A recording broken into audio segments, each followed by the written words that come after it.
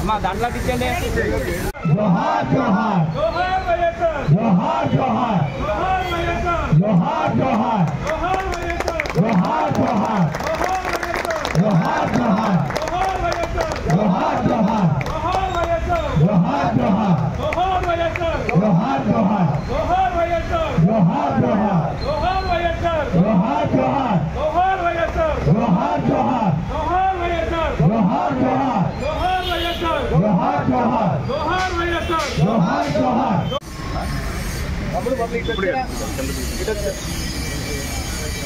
సాధన కోసం ఆయన దగ్గర నుంచి కష్టపడి పనిచేయటం, మాట మీద నిలబడటం, వారసత్వంగా పుణిపుచ్చుకున్న శ్రీ వైఎస్ జగన్మోహన్ రెడ్డి గారు వైఎస్ఆర్ కాంగ్రెస్ పార్టీని స్థాపించి 2014లో అధికారంలోకి రాకపోయినా ఒక గౌరవప్రదమైన ప్రతిపక్ష నాయకుడిగా ప్రజా సమస్యల మీద పోరాడి 2019లో రాజశేఖర రెడ్డి గారిని స్ఫూర్తిగా తీసుకుని 2017 నవంబర్ 6వ తారీఖున ప్రజా సంకల్పయాత్ర నాంది పలికి ఆ ప్రజా సంకల్పయాత్ర ద్వారా రాష్ట్రం మొత్తం కూడా పర్యటించి ఆ పర్యటనలో ప్రజల కష్ట సుఖాలు తెలుసుకుని వారందరికీ కూడా అండగా నిలబడతానని మాట ఇవ్వటం, ప్రజలు జగన్మోహన్ రెడ్డి గారి నాయకత్వాన్ని విశ్వసించి ఆయనకు మద్దతు తెలిపి అధికారంలో రావటం మనందరికీ కూడా తెలిసింది.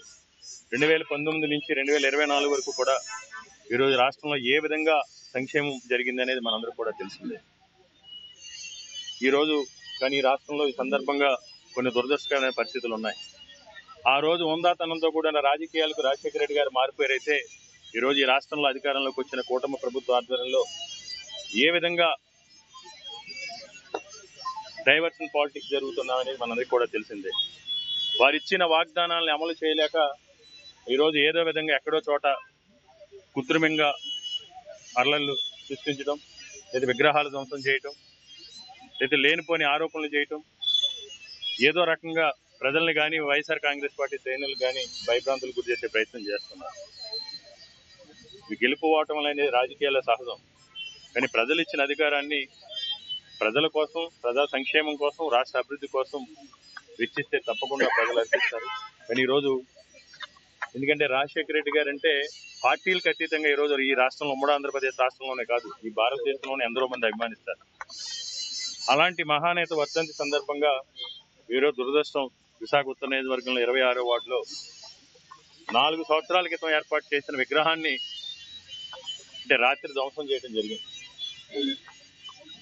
అంటే ఇవన్నీ కూడా ప్రశాంతంగా ఉన్న చోట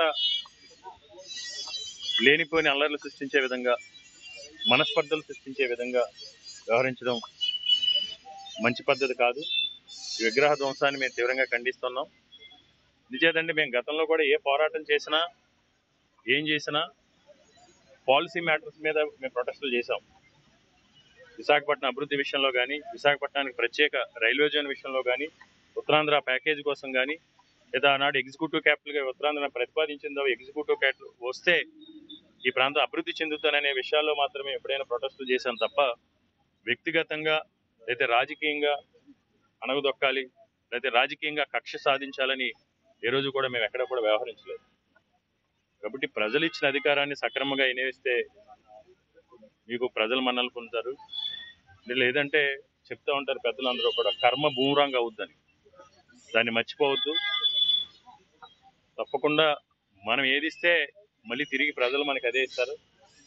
మీరు ప్రజలకు మంచి చేస్తే ప్రజలు మిమ్మల్ని మంచిగా చూస్తారు. లేదు ఇదే విధంగా వ్యవహరిస్తే మీరు చేసిన దానికి 10 రెట్లు ఇంత ప్రజల ద్వారానే మీకు చెందుతుందని. ఏదేమైనా విగ్రహ ధ్వంస కార్యక్రమాన్ని మేము తీవ్రంగా ఖండిస్తున్నాం. ఇది మంచి పద్ధతి కాదు. ఎందుకంటే ఒక మహనీయుడు రాజశేఖర రెడ్డి గారు అంటే.